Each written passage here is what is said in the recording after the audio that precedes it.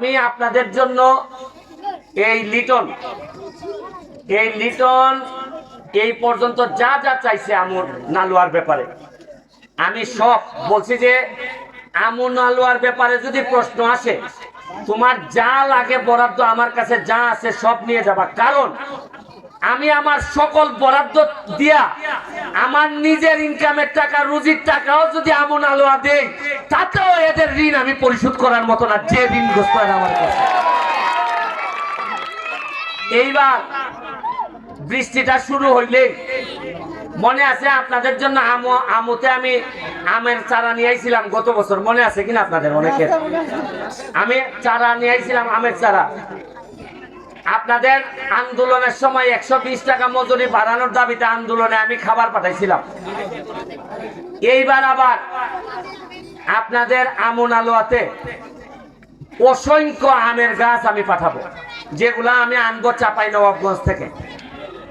আমি কথা দিছি যে আমার এলাকায় শুধু মিষ্টি আম খাওয়ার জন্য সারা বাংলাদেশ থেকে মানুষ আসবে এবং পুরা সিলেট থেকে আমি আমার এলাকাটা এমন ভাবে তৈরি করব সারা বাংলাদেশের চা বাগানের মানুষরা আফসোস করবে যে আহারে নালুয়া বাগান থেকে যদি একটা মেয়ে বিয়ে নিতে পারতাম।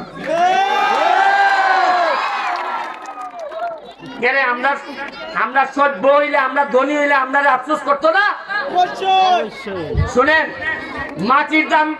মাটির কারণে এলাকার দাম বাড়ে না, এলাকার দাম বাড়ে মানুষের কারণে।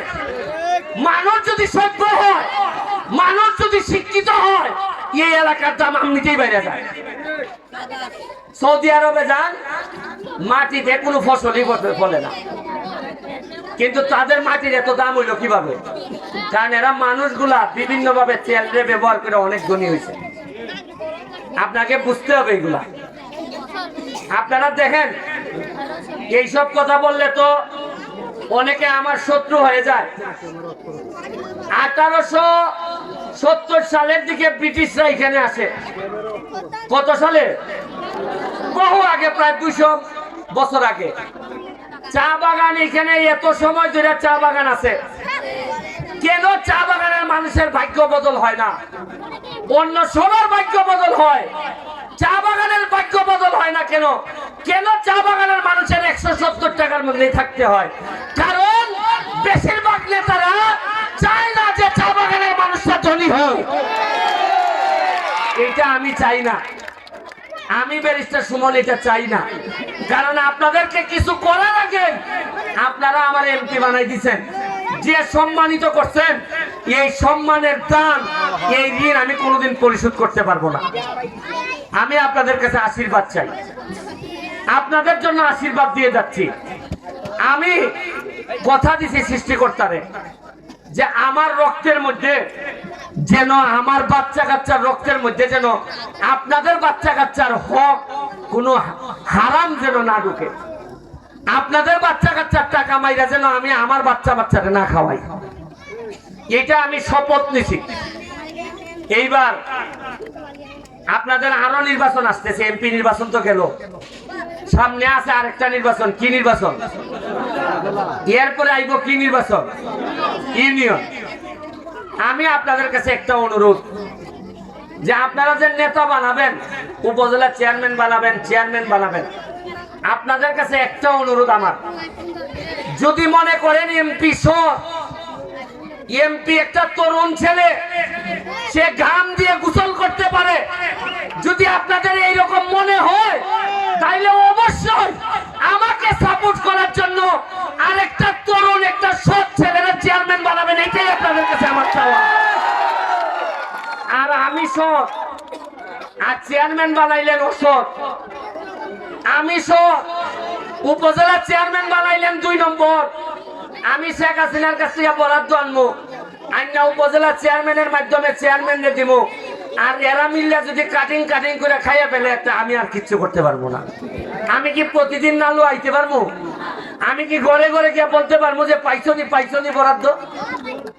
আপনাদের কাছে আমার একটা চাওয়া, যারা বারবারই এইভাবে আপনাদেরকে দিমুনে গো এইগুলা কইয়া যারা সারা জীবন নষ্ট করছে, এইবার সময় আইছে এদেরকে বলার যে শুনো, বহুদিন মজা মারছো, আমরা যে বইটা বইছো, আর টাইম নাই, এইবার আর আমরা ভাও বইটা পারিব না কারো জন্য। আমি আপনাদের কাছে এই আশীর্বাদটুকু চাই, দায়িত্ব খালি আমার এখান না। আপনি যদি ভাইবা থাকেন যে এমপি বানাই দিছে সব দায়িত্ব ওর, আমাদের কোনো দায়িত্ব নাই, তাইলে আমার ক্ষতি করবেন আপনারা। শুনেন, সৎ মানুষরা যদি একত্রিত না হয় এই সমাজ টিকাইতে পারবেন না। অসৎ মানুষরা তো এমনিতেই রাইতের মধ্যে আর মিল। আপনি যখন ঘুমাইতে যান, আপনারা যখন ঘুমাইতে যান, তখন কি খবর রাখেন বাজারে কারা কারা থাকে? সব 2 নম্বর লোক, এরা রাইতে মিল, এরার কোনো দল নাই, এরা রাইতে গাছ কাটা, বালু, মাটি, এরা সব রাইতে মিল। আর ভদ্রলোকরা তো থাকে ঘুমে, এই জন্য কেউ গরু চুরি করে নিয়ে যায়, এই বালু চুরি করে নিয়ে যায়, এগুলা করে এরা অনেক মিল।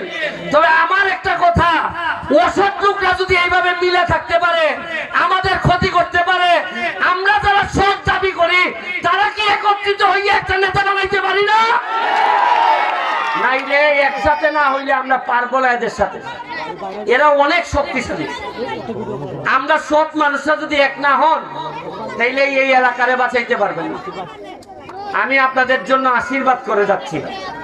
আমি দেখে যেতে চাই মরার আগে আমার সোনারঘাটে এমন সব ছেলে মেয়েদের জন্ম হবে যারা ব্যারিস্টারকে বলবে যে ব্যারিস্টার আপনি আগাই যান, আমি আজকে ম্যাজিস্ট্রেট হয়েছি, আমি আজকে জজ হয়েছি, আমি ডাক্তার হয়েছি।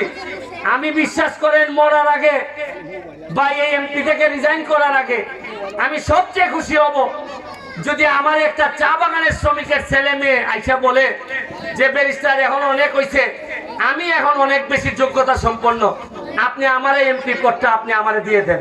আমি কথা দিয়ে যাচ্ছি, এখানে সবচেয়ে খুশি হব আমার ছেলে পরবর্তীতে এমপি না, চা বাগানের কোন ছেলে মেয়ে যদি এমপি হয় আমি সবচেয়ে বেশি খুশি হব।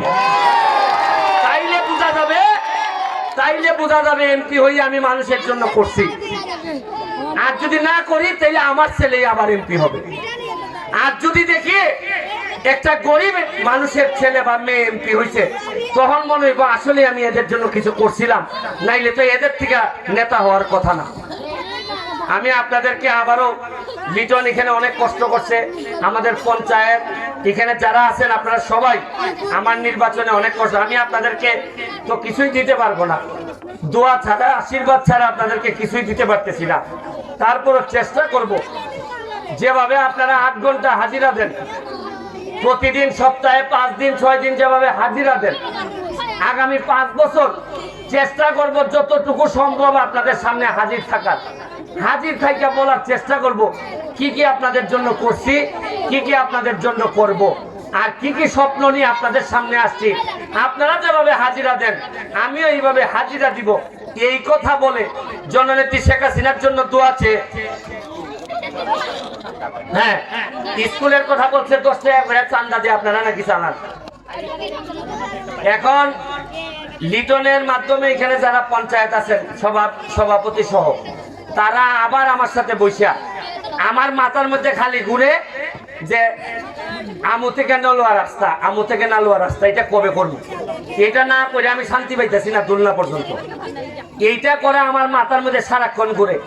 এর সাথে স্কুল যেগুলো আছে, মন্দির যেগুলো আছে, সব তুমি আমার সাথে যোগাযোগ করে 6 মাস পরে পরে আমার নামে বরাদ্দ আসে। এইখান থেকে আপনারা প্রতি 6 মাস অন্তর অন্তর আপনারা নিতে পারবেন। এটা আপনারা তদবির করে আমার সাথে যোগাযোগ রাখবেন, আমি আপনাদেরকে দেওয়ার চেষ্টা করব। আর ঘন ঘন যখন আপনাদের সামনে আইসা দাঁড়াবো, তখন তো আপনাদেরকে বলতে হবে আমি কি করছি না করছি। আর যদি 5 বছরে একবার আসি তাইলে তার জবাব দিয়ে থাকে না। আমি বারবার আপনাদের এখানে আসবো। আর বাচ্চা মেয়েদের, ছেলেদেরকে বলে যাচ্ছি, তোমরা পড়াশোনা করো, পড়াশোনা ছাড়া কোনো মুক্তি নাই। আর তোমরা যারা বাচ্চা, নালুয়া বাগানের জন্য আমি তোমাদের জন্য 10,000 টাকার ফুটবল এখন দিয়ে যাচ্ছি। তোমরা